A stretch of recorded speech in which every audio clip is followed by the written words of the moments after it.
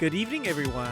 This is Connie Lingus here with Kelly Drake.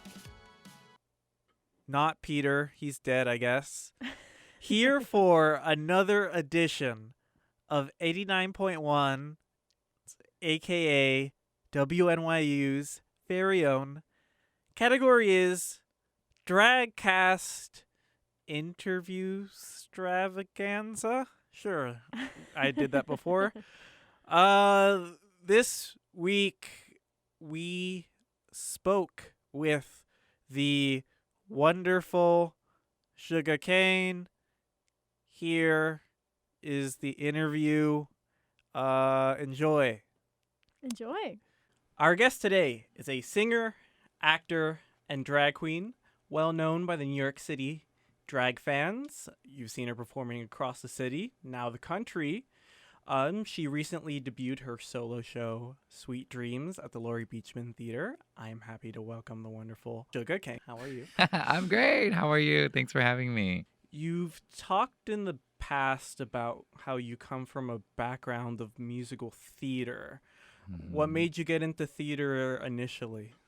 I think I've always had a love of music and a love for musicals. So growing up, pop music and the musical theater thing, that has always been like a dream of mine. And so I knew when I was little I could sing. So that's just been like the dream, is to be on Broadway and to be singing. So, I kind of got involved into like taking lessons later on in life, like around when I was like 18. So that kind of sparked my being able to take the classes and do that. Like I really started to follow that. So I went to school. It just kind of, took off from there. So, but I had to go to school for opera because they didn't do musical theater. They're very strict. Mm-hmm. They hated musical theater.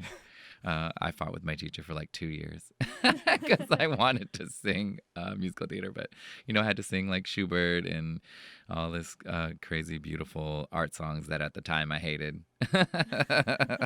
Did you have like a musical growing up, or like a musical that you're like, oh, I would love to be in this, or this is my like goal or something? Yeah, I think it's a little bit older, but Rent was my musical. Yes. That was the one that formed me. It was amazing. And I actually got to see it January 31st, 1998. I came to New York. I know the date. I saw the original cast. It was amazing. So that kind of like that, I wanted to play Angel. And so that happened many, many, many, many years later. Yeah. Awesome. So, so you're relatively new to the drag scene, having only done it for less than 2 years before getting called for Drag Race. Yeah. So what was your first experience with drag, and how did you sort of get into it? Yeah, I did it for just on a whim. I run with Frontrunners New York. It's a LGBTQ running group, and we march in the Pride March. And so, I was like, one year I was like, I'm just going to do it in drag. And I was super nervous, and, I did my research and I got all this stuff, and it was a big deal. And I was really scared because I didn't know, how they would take me marching with them. They really hadn't had drag queens marching for some time with the group. So I did it. It was amazing. They loved it. It was so fun. And then we had like a talent show a couple months later to raise money for our coaching fund. And I was like, I think I'm going to do it as Shuga Cain. So I did it and I sang and I just got such a great response. And so I did that for 2 years, just kind of like twice a year. And then, one of my friends told me about a competition here. It was hosted by Sweetie, which is a huge drag queen in New York City that I had known of since I was like a teenager. And I was like, I have to do it. And I just met the girls, and it just kind of like snowballed into this thing, and now I'm here. Yeah. So at the end of the day, what made you decide to choose like attempting drag full time over musical theater full time? I think drag was an unexpected surprise. I didn't know that I would love it so much, and that it really kind of used everything that all my skill levels, like my singing, my acting, the creativity that I have for sewing outfits and like doing hair, and it was fun. I really felt like the most free in that particular art form, right? Because I could go do Broadway, but I'm gonna do Broadway as a boy, and like so, like I have always. I've known that I was gay forever. And so like having that really strong feminine side of me, like I always felt like as in musical theater and opera, you had to be hyper masculine and all this bullshit. And so like, I just was like, this was an art form that I really could just like be me and whatever that means, right? And so it just caught me by surprise, and it's the most beautiful thing. I couldn't be more grateful. You've talked about, well, anyone that knows anything about you knows that you went from like a corporate gig to doing drag. You've also talked about how corporate life wasn't necessarily right for you long term.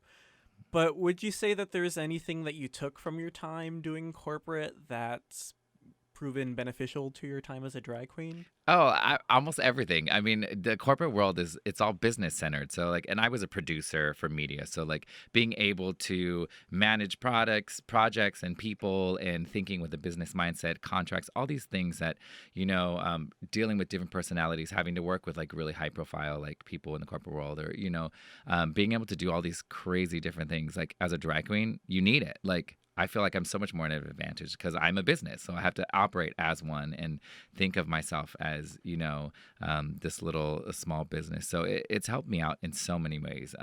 And thinking about, and it's something as simple as like trying to plan for like 2 weeks. I'm going to go for 2 weeks and I'm going to be traveling all over the place. And like, how do I really kind of set myself up for success and like planning my outfits and my numbers and like things like that. And so like I think if I wasn't already such a like producer, I would be a mess.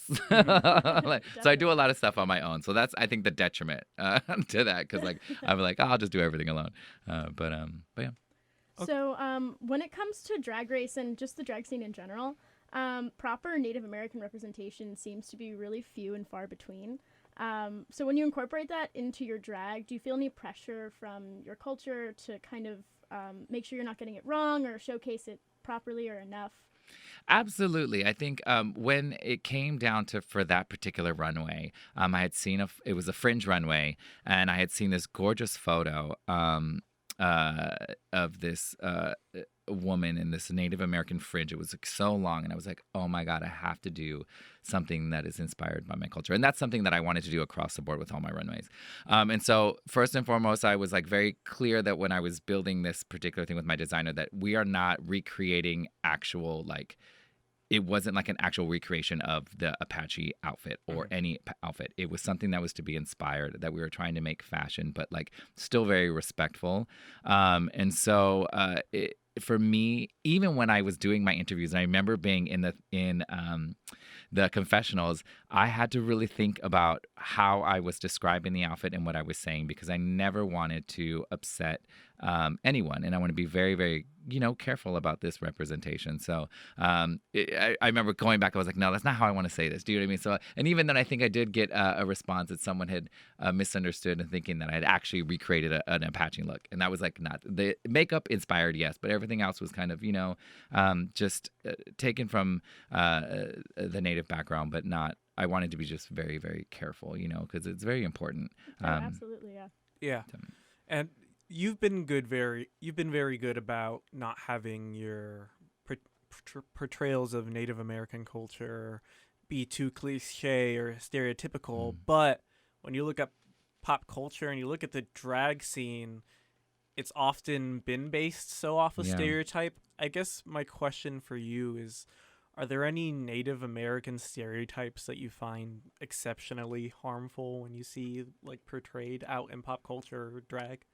I mean, I feel like there is a lot, right? I don't think there's definitely the way the outfits I feel can be very costumey and just very degrading in that sense. There's a lot of beautiful handcrafted work that goes into it. And I like, I mean, I feel like, that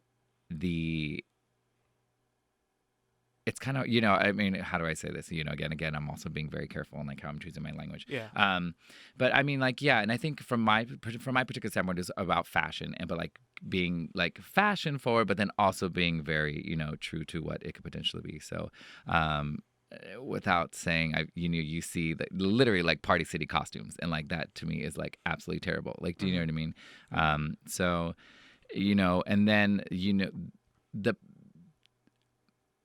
the makeup inspired paints can also be very, not. So instead of looking at like the girls on YouTube who do this kind of paint actually go. I was actually doing research of like what is a Mescalero Apache kind of paint, like what kind of went into, like if they're going out like to a war kind of thing, like, and that's kind of thing that I was looking at more of like traditional things, but then also doing an inspiration of. So it's, I mean, it's hard, you know what I mean? Like you don't, unless you're completely embedded in the culture and I'm doing an actual direct representation, like, you know, you have to be very, very careful. So, I did my best. Yeah. And I think actually, right there, you touched on it, but where do you draw the line between appropriation and appreciation for culture in any aspect, Native American or otherwise? Absolutely. I think, you know, I mean, it's a fine line. I feel like you have to be a part of the culture to, you know, feel like you can represent it. But then again, like, am I truly embedded in the culture? No, because like, you know, we're also Latino and, you know, my family is from Mexico, but like we didn't really grow up like in like full on 100%. Right. So I think, I know it's a tough question to say because a lot of people I think come at it from a point of respect as well, and they're trying their best to do it. But even then, you're blinded and you can't really do it. So, you know, I don't know. I don't know if I have the answer for you right now. Well, and you know, I think I liked what you said about how you looked at the history and instead of looking at the girls on YouTube doing their makeup that way, you actually looked at the actual representations of it from history. I think that's probably a good starting place. Absolutely, yeah. Yeah. And then I guess one last point to talk on representation.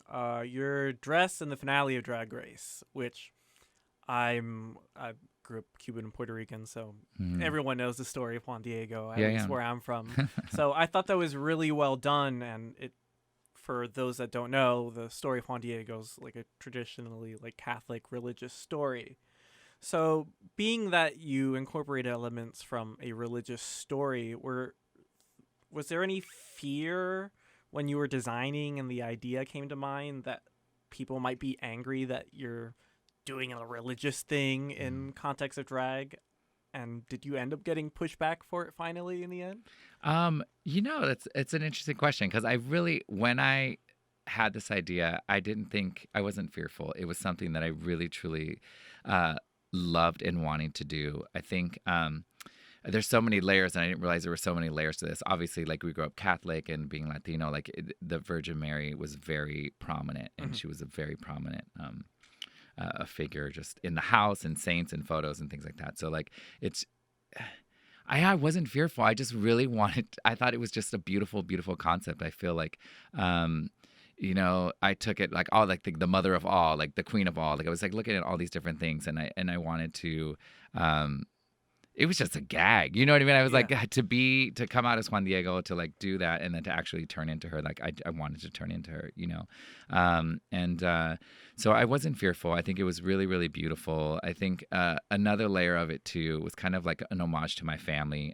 We're from a small town called Miguel, California, and it was ravaged by the fires during Thanksgiving of last year, and so the whole town burned down. We lost our family home, and it was really, really tough on the family. And Drag Race was starting, so I couldn't really be there for them, and that was really difficult for me. And so I had painted for my family a huge Virgin Mary out of wood many, many, many years ago. My mom got it blessed, and it was just kind of became this staple in our family that was just there in the home. We had a little altar around it, and we lost it in the fire.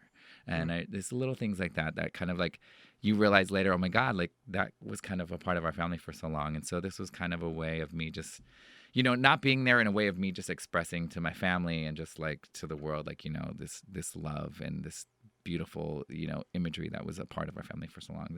So it's kind of like all those things kind of wrapped into one. So I never thought of it as a fearful thing, more of just an expression of, you know, what we were all kind of going through in my little family at this time. So yeah, and I definitely think it was well done. Like you could tell that there was a lot of love to it, and that's why it stood out. That was my favorite look of the finale. Thank you. So no pushback yet. So please don't come for me, girl. Yeah.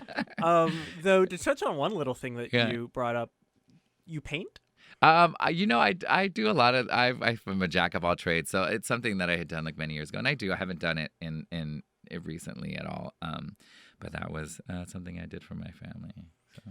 Is there any of those little things that you've done in the past or you'd like to do that you want to get back to at some point? I would love to get back to singing opera. Like I don't sing opera anymore, and I started out singing live as Shuga Cain, and then we're in bars and we drink all the time, and my voice is hypersensitive, so like I didn't I kind of like put that on the back burner.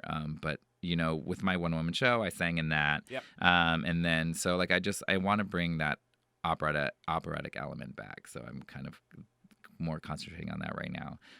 So would you be more interested in doing opera as Shuga Cain or out of drag? No, totally in drag. Like Shuga Cain is like she's it. Like I've gotten asks about from different agents, like, oh well, you want to act as a boy, and I was like, well, yeah, I will. I won't say no to a paycheck, but like Shuga Cain's the one that's kind of opened these doors, so I want to be able to do it through her. So yes. Gotcha. Singing opera with her. So you brought up your solo show, Sweet Dreams, which I saw. So thank you. I haven't gotten to see it yet. Hey. So I want to. But I wanted to bring up something that you brought up. So you talked about how your first audition tape, you thought at least, was like a disaster. And you hated it. And then you showed a little of your second one, and that one you were proud of, and you've talked about how you felt it was special. So based on your experience, like, what did you go into doing differently in the second one that you didn't do the first one, or that you learned from the first tape? I gave myself time. I think the first one I literally did in like 2 days, and I turned it in at like the stroke of midnight the day it was due. So I think with this one, the second one, the one that got me in, the minute it was out, I started to do everything. I started working on my interviews. I just recorded interviews every day. I just did it. I did it on my own. I edited all on my own. I did it by myself. I had some friends shoot the music video and the acting challenge. So I gave myself some time. I wanted to turn it in early as well. So I just gave myself time, and I just wanted to make sure that what I was saying was authentic to myself, and I wasn't, I don't know. What does that mean? Yeah. I don't know. I just kind of was like just recording every day to find what my story was, and to kind of fine tune that. So. Then would you have any advice other than be yourself, of course, for people that want to make like a great impression with their audition tapes if they were to go about doing one? Yeah, I mean, like, you're the only one that knows your own story, so no one can do it for you. I think a lot of girls rely on people to do the videos for them, and they just do that. But it's like, what do you want to tell the world? And like, you're the only one that knows that. So like, set up your iPhone and just start talking. You'll find it. And that's kind of what I did. But then, Drag Race is crazy, girl. You got to show that you are a jack of everything. And so you have this small amount of time to really show them, like, you are an actor. You can make your own clothes. You are a personality that is, worthy of being listened to. So, it's kind of, everyone's different. Gotcha. Yeah. And then also to talk about your solo show, what would you say was the hardest thing for you about putting it together? Actually, just sitting down and doing it. I had done a version of the show for MIT way back when I first started, I kind of put it on the back burner, and then like now I wanted to do the show. Like it was just so busy I couldn't sit down and do it. But yeah, it's very, very rough. It's very, very rough. I have big plans for that show, so a lot of it's gonna, like, the numbers are gonna swap out. But yeah, I don't know. I think it was just finding the time to actually sit down and like really kind of figuring out what I had to say. But yeah, I'm excited. For me, like I said, it was very, very rough, but I'm excited to kind of zhuzh her up a little bit. Yeah, so my question, you've talked in other interviews about where the name Shuga Cain comes from, but what I really want to know about is, where does your inspiration for her as a person come from? In and out of drag, are you very similar, or are there women in your life that have inspired Shuga? Absolutely. I think we're very, very similar. I think the one thing about her is she's definitely more outgoing and just like a little bit louder than me. But I think of, like, I have very, very strong women in my life. My mother is amazing. She's so sweet and so kind and so giving and loving. But then don't mess with her. You know what I mean? She's, Yeah. but that's just how she is. Again, my older sister, Lisa, is the same. She, for such a long time was a single mom of like 4 kids. And she's remarried now and has an amazing husband. But like seeing her grow up and seeing how strong she was, but still how loving and just a dynamic, fun loving person that she was. My little sister, again, she's just so incredibly brilliant, but always just fun. And they just know how to just have like, just really kind of bring you into who they are. And like they just kind of wear their hearts on their sleeves. And so these are the women that I grew up with, and I feel Shuga's very much that. She's all about love and like expression and like making sure that everyone is like included and safe and feeling like they're in the mix. And that's very much who she is. So. And she stays out of the drama. She does stay out of the drama. She really, really does. Sometimes I was like, maybe I should have been more involved in the drama. But yeah, there's no time for all that for her. So, Gotcha. I guess to kind of wrap things up here, I'm just curious, now that you've got some pretty extensive touring behind your belt and will likely do more in the future, what's the hardest thing about touring for you? Sleep. No, I think that really is it. Like everything is so fun about it. Like going to new cities and like meeting the kids and performing. The performing is amazing because you get it every day. It's a new chance to kind of do something better, and I love that. And then hanging out with the girls, like it just is so fun to really get to know them in a non-stressful environment and really spend time together. But it's finding the sleep because like they want to go out if we have a day off, and I'm like, I am old. I need to go to bed. So I think like I actually didn't really go out with them. They were kind of annoyed with me because I was like, I just got to go to bed. Like because I want to be fresh the next day and like I want to feel. So that's the hard part is finding enough time to sleep because it's nonstop. It's going. So, but it's fun. Gotcha. Well, that's it for us. So if the people like what they've heard and want to follow you, whether it is see you in person or keep track of what you're up to, how can they do that? You can go to my website for any of my live events. It's shugsweetshop.com.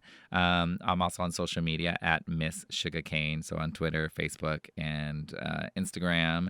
And I do my best to keep up. I'm an old lady, so keeping up with social media is so difficult for me. But I'm on there. I have a YouTube channel as well. I'm always releasing content on that. So Miss Shuga Cain, I'm around. Great. Well, thank you so much for your time. Thank you. Thank you guys so much for having me. This was really, really fun. Thank you. Thanks. So super special thank you to Shuga Cain for her time. She was a lovely individual to speak with. And that is it for our show. Here again is me, Connie Lingus, here again with Kelly Drake.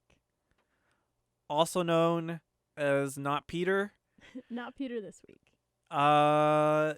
Yes, super special thank you to Miss Darling for the song Young Lovers that they use at the intro and outro of our show. Thank you so much.